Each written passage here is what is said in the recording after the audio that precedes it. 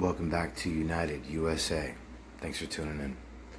So just wanted to share a couple things, just kind of recap, but some weird stuff going on in Texas. Now I'm starting to think about it. Concerning the situation with the elementary school shooter, it seems like, now that I'm connecting the timeline, it seems like it was a ridiculously long time for the police to apprehend this individual. And it just makes you question why. Why did it take this long? I think that's a valid question for anybody. So let's go ahead and Over 48 hours since the disgusting shooting in Uvalde, Texas, left 19 children and 2 teachers dead. And 2 days out, we're still trying to figure out what happened. This afternoon, the Texas Department of Public Safety attempted to clear the air, but ended up leaving us with more questions than answers. So let's start with what we do know and see how the timeline of terror unfolded. On Tuesday, May 24th at 11:28, suspect just west of here wrecks his vehicle. He walks around, he sees 2 witnesses at the funeral home across the street from where he wrecked. He engages and fires towards them. He continues walking. He continues walking towards the school. He climbs a fence. Now he's in the parking lot, shooting at the school. They said Salvador Ramos had a backpack on, full of ammo, and a rifle. For 12 minutes, this lunatic was opening fire on anybody he could see. People outside a funeral home, shooting at the school as he approached. Complete madman. Ramos was then caught on camera in the back of the school, entering the building. 11:40, he walks into the west side of Robb Elementary. Multiple rounds, numerous rounds are discharged in the school. It was reported that a school district police officer confronted the suspect that was making entry. Not accurate. He walked in unobstructed initially. So from the grandmother's house to the bar ditch to the school, into the school, he was not confronted by anybody. So according to what he just said, there was no exchange with a school resource officer outside the school. Nobody was around. Ramos was able to walk right in, no problem. The doors were unlocked. So now he's inside the school, and that's when police show up. 4 minutes later, the local police departments, Uvalde Police Department, the Independent School District Police Department, are inside, making entry. They hear gunfire, they take rounds, they move back, get cover. And during that time, they approach where the suspect is at. Approximately an hour later, U.S. Border Patrol tactical teams arrive.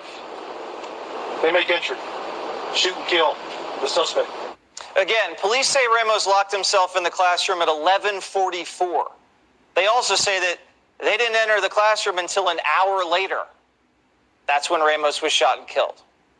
So, what in the world happened during that time? Well, we really don't know what police were doing because they've been pretty vague with us. Explain to us how it is that your officers were in there for an hour, yes, rescuing people, but yet no one was able to get inside that room. Shimon, we will circle back with you. We want to answer all your questions. We want to give you the why. That's our job. So give us time. I'm taking all your questions. I'm taking them back to talk to the team. We've gotten very few details from them. All they're saying is that they were calling on more resources. But keep in mind, during this time, there were kids alive locked in the classroom with the killer. Can you even imagine what they were going through? The terror? One boy in the classroom said he and his friends hid for their lives under a tablecloth as the gunman slaughtered their classmates. He said he heard police call out to the kids, "Yell if you need help." And after that, he heard the gunman shoot one of the girls who cried for help. Just think about this for a second. Every minute that passed, every minute that police waited to enter this room, those 2 little boys were locked in a room with an armed psycho, silently hiding under the table, terrified for their lives, while their classmates were bleeding out. It's heartbreaking. And then there's the teachers. My kids were so scared. I got in front of them because I had to protect my children. And while all this was unfolding inside the school, crowds of parents had gathered on the outside of the school, overcome with panic.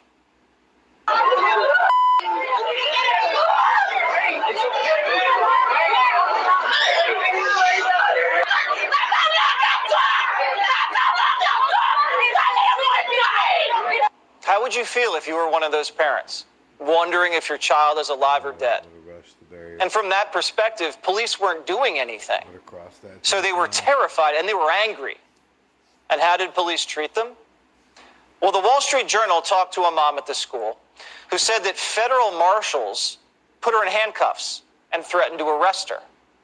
That same mother also told the Wall Street Journal, quote, she saw a father tackled and thrown to the ground by police and a third pepper sprayed.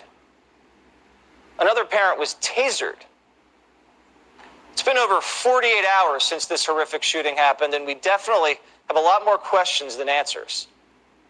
I feel like we're not getting the whole story here. Law enforcement, everybody involved needs to be more upfront. We need to know what happened because it looks like a lot went wrong. Well, time will tell.